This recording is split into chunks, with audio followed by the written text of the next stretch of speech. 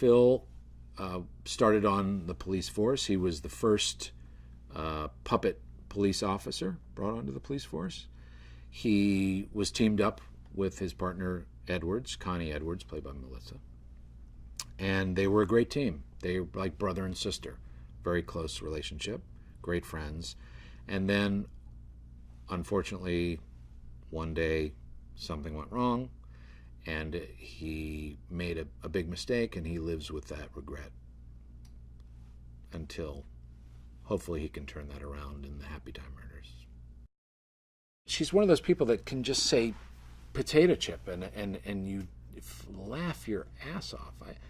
I laughed so much with her. It was so hard to get through some scenes, you know, to just try and stay, because, you know, you're doing all this, and he starts to quiver because I'm trying to hold my laugh, and he's shaking, and I know now the take is no good, but she's hysterical in it.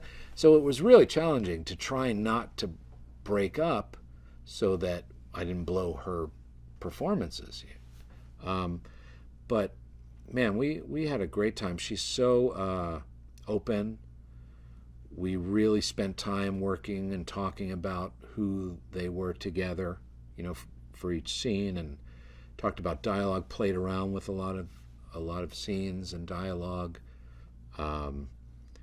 She's amazing. She was great. I mean, emotional stuff. To be able to work off of an inanimate object, you know, to be able to draw on that kind of emotion that she needed for various scenes, to be funny, to be quick, to be smart, strong, was just a thrill for me. So much fun. I loved working with her. I mean, I kind of feel like I'm cheating on Melissa because I had so much fun working with with Maya. She, again, the emotion that she brings, the subtlety of emotion that she brings to her character, and these moments, and doing something just a little bit different each time, you know, just to make it a little bit different. She just fascinated me. He is literally the perfect person for this. This was a passion project for him, you know, something he really believed in and wanted to do and has hung on to and has been trying to get done for many years. He, first of all, just has a complete understanding of the puppet world and what it takes to bring that world to life, how to direct puppeteers as actors and not as things. He invests just as much guidance and, you know, the directing side of things to the puppet characters as he does with people, because they're equally valuable in this project, obviously, because it's about puppets and people.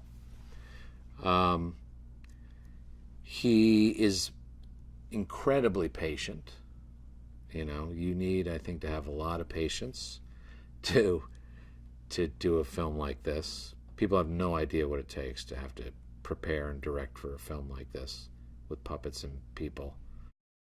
Many of the sets are raised about 3.5 to 4 feet above the ground on steel deck 4x4, 4 foot by 4 foot steel deck squares, so that we can kind of create a puzzle to remove certain squares when we need to be in a space that's next to a human who's standing on that 4-foot riser, because we work standing up. We prefer to work standing up on a stage. That's the ideal situation.